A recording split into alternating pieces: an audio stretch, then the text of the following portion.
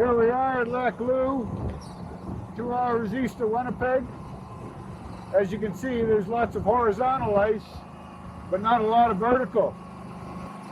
Prairie Ice Farmers is solving that.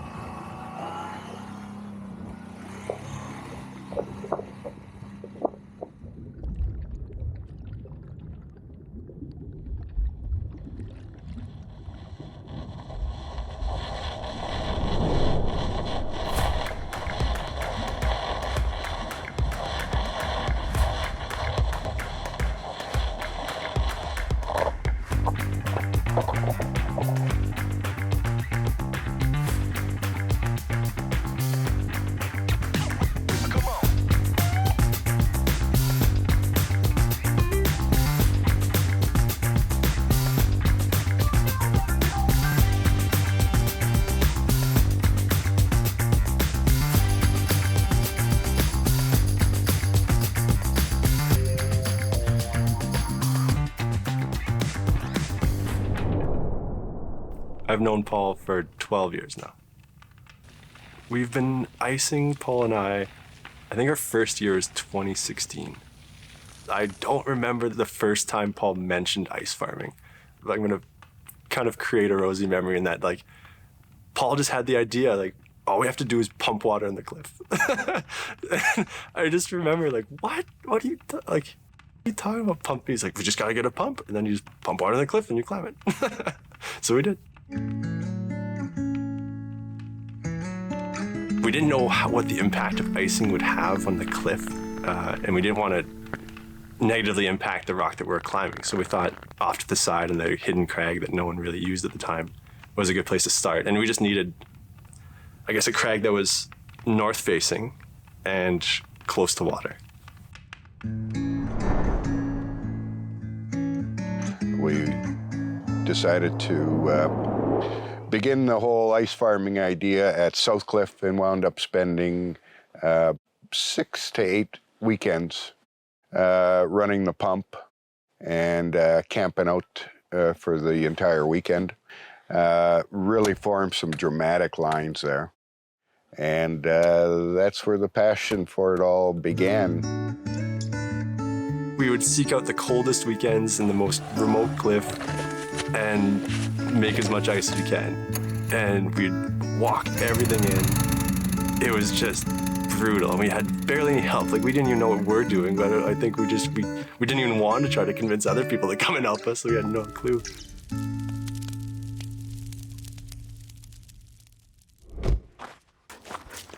We purchased a cabin on Lac Loup, and after the first winter there, realized that, hey, we've got a couple cliffs here. Again, enlisted Ashton. Had him out in the summer, said, hey, what do you think about icing here? And he was like, yeah, perfect, you know. Came up with the idea of the pillar that will stand throughout the winter. We're fortunate enough to have Barry as a neighbor. His property has the boat launch for the lake, so he's been charged with ice roads for the island. I know what it's like to haul ropes and climbing gear just with the fire department, and it's pretty heavy, so I thought, it takes me 15 minutes to push a road over here off the main ice road going to the island, so I just keep our road open for them, and I just think it's a kind of a cool attraction for our community. I've been helping Paul and Ashton farm ice for about 4 years now, and it's become a pretty special place for a lot of people. The nice thing about Lac Loup is that we can actually lead ice, unlike the tower. The tower is where most of us got our start in ice climbing.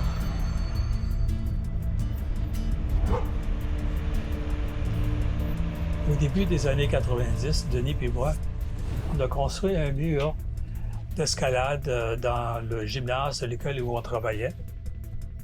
Quelques années plus tard, j'ai vu dans un catalogue une tour d'escalade qui avait été construite à Courchevel en France.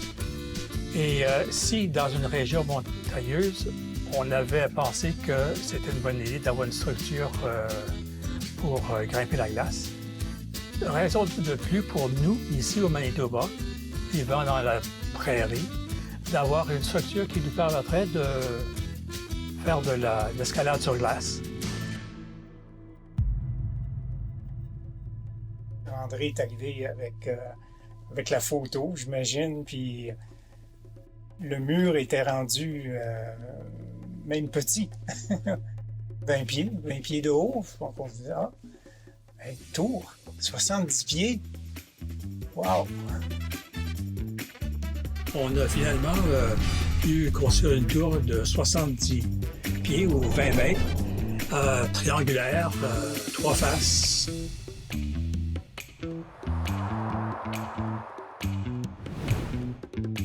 When Andre started out, he would sometimes even just be out here by himself.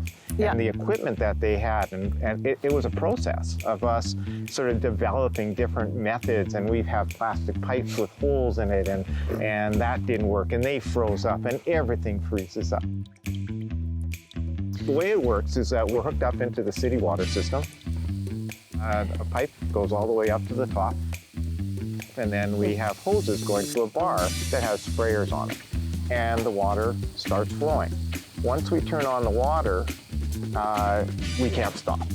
If the weather cooperates, then it usually goes on for, about approximately 10 days, 24 hours. And as the ice forms, then slowly the bars are raised up. It's really important to have a group of dedicated volunteers, and we have that here. We've always had it. People have always been very good with giving their time and effort. On voulait faire une tour 4 saisons. À grimper l'été, l'automne, l'hiver. L'été, on grimpe sur la structure en mettant nos prises jusqu'en haut. Puis ensuite, on s'installe, les boyaux installés pour qu'on puisse glacer cette tour-là, qui prend environ 2 à 3 semaines. Once we're finished, everyone's happy. They take out their climbing gear and they come here and start climbing.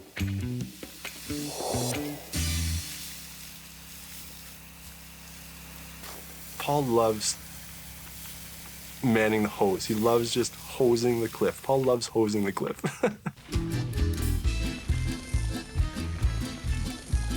I am a firm believer that an active person on the end of the hose is much more productive than a perfectly placed hose over hours. If you could time-lapse Paul when he's icing and he's in icing mode, you'd have this amazing dance of water. And Paul he makes that hose move and that water dance like no one else. He'll spray and shoot it one way and dance it along and shoot it the other way and hose a tree down. And it's art to Paul. He makes it dance. I just don't have the patience, and I bug Paul all the time. And my approach is more just less flow and more spots, and then just come back to the cabin and hang out. Yeah.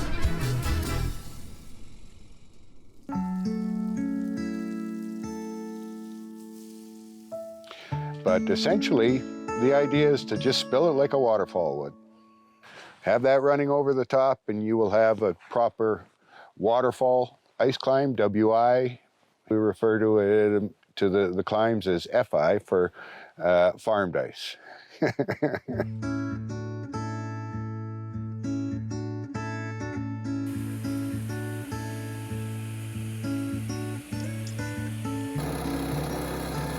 You got to fill the pump every 3.5 hours. Fill it with gas, so we would work in shifts, and somebody would be up through the night, and we would get her done as a team, and we're over 1 million gallons of water spilt over the edge of the cliff to create climbs thick enough to accept screws. 16 centimeter screws all day long 19 centimeters, you started to have to be a little choosy in your ice. But had 168 hours, we had leadable ice.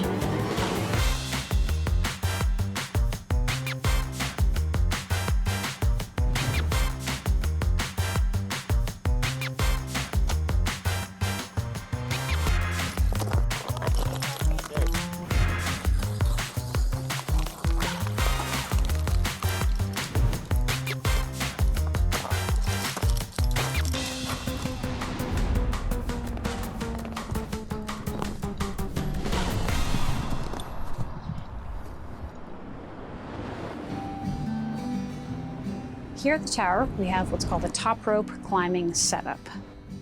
The rope will go from the climber to the top where the anchors are and back to the belayer.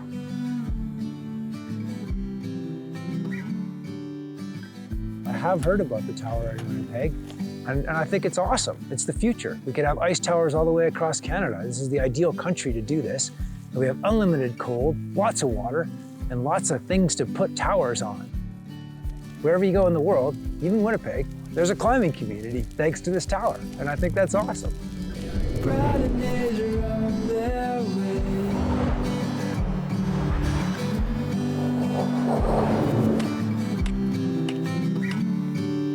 Being from Manitoba, obviously we don't have anywhere to climb ice. Tower usually forms up quite often, grade 4 to grade 5. You could find easily 6 conditions. I mean, we're not allowed to lead it, but if you do enough laps, you can get quite strong. When I see a beginner, I want them to have an experience that they go home and they go, you know what I did? I was at the ice tower and this old guy showed me how to do it. And I climbed on the ice tower. If it hadn't been for the Saint Boniface section with André and Denis that had the vision of building this tower and the vision of icing it, there would be no ice climbing in Winnipeg.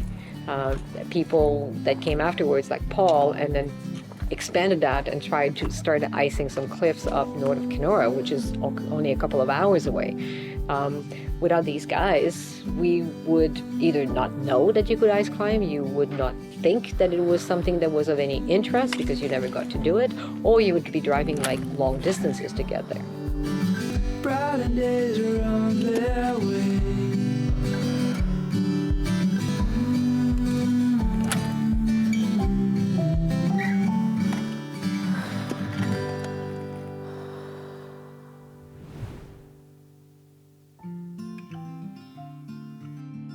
Each place you have a tower, you also end up with a community of people involved in that tower.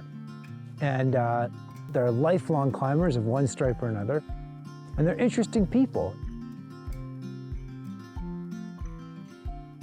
I don't think I could verbalize what I see the climbing community as. They're very, I don't know. I'd fail in the words on how to describe it. I think the community as a whole will always make ice from here on in. If it's not me and Ashton and Charlie, the next generation will do it. I think it's here to stay.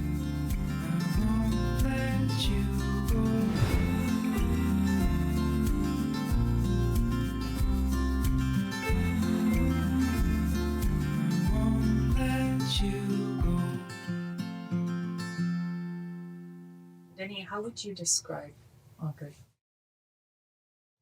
André? Oh, I don't like a question.